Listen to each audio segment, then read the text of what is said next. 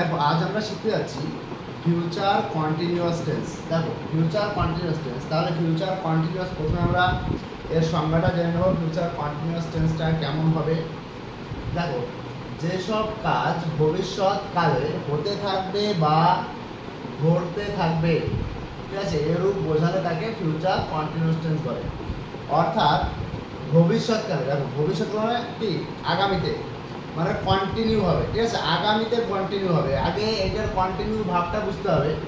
আমরা দেখো প্রেজেন্ট কন্টিনিউয়াসে কি পড়েছিলাম, যে কোনো কাজ চলছে, ঠিক আছে, তাহলে হচ্ছে প্রেজেন্ট কন্টিনিউয়াস। আর পাস্ট কন্টিনিউয়াস হচ্ছে অতীতে চলছিল, ঠিক আছে। আর ফিউচার হচ্ছে ভবিষ্যতে চলতে থাকবে, মানে ভবিষ্যতে কন্টিনিউ হবে।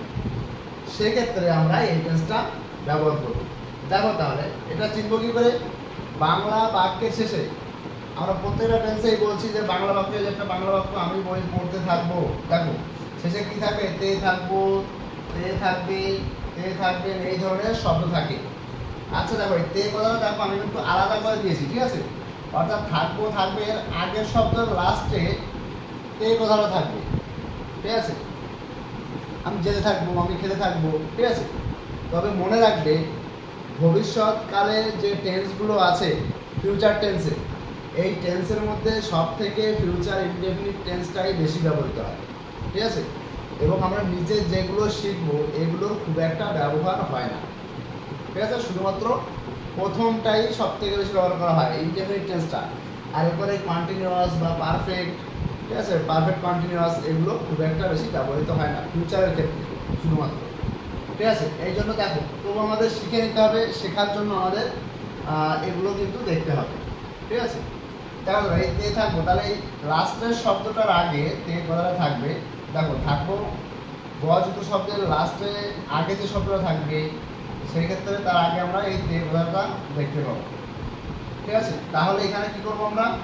তাহলে দেখো এই গঠনটা ফলো করলে আমাদের এরকমের বাংলাটা চলে আসবে। দেখো প্রথমে সাবজেক্ট শ্যাল বা উইল, তারপর একটা বি আনতে হবে। শ্যাল বসালেও তারপর বি আনতে হবে, উইল বসালেও তারপর একটা বি আনতে হবে। তারপর ভাবের সঙ্গে আইএনজি, কন্টিনিউয়াস মানে তোমার আইএনজি থাকবেই, তাহলে তাতে হচ্ছে যে কন্টিনিউয়াসই হোক না কেন, ঠিক আছে। আর তারপর অবজেক্ট, অর্থাৎ আগেরটারই মতো সেই শ্যাল উইল আসবে, তারপর শুধু একটা বি আসবে আর আইএনজিটা আসবে। এই জিনিসটা আমাদের লক্ষ্য রাখতে হবে। তাহলে আমরা কীভাবে করবো? দেখো আমি বই পড়তে থাকবো, তাহলে এটা দেখে আমি বুঝতে পারলাম যে এটা কি ফিউচার কন্টিনিউয়াস টেন্সে আছে। তাহলে আমি কি করব? এই গঠনটা ফলো করব।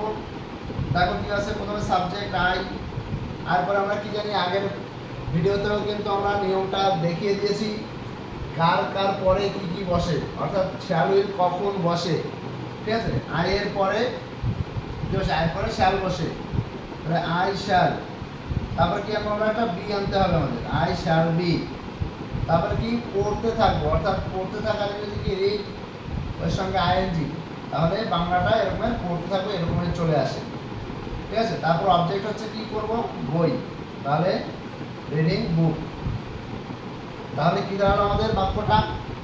I shall be reading book, আমি বই পড়তে থাকবো, অর্থাৎ ভবিষ্যৎকালে চলতে থাকবে এরকম কাজটা। এটা বোঝাতে আমরা এরকমের ভাবে স্ট্রাকচারটা ফলো করব। দেখো তারা বল খেলতে থাকবে, তাহলে এখানেও তে থাকবে কথাটা আছে। তাহলে এটা আমরা কি করবো? দে, দের পরে কি বসাবো আমরা? শ্যাল উইলের মধ্যে উইল বসাবো, উইল, দে উইল।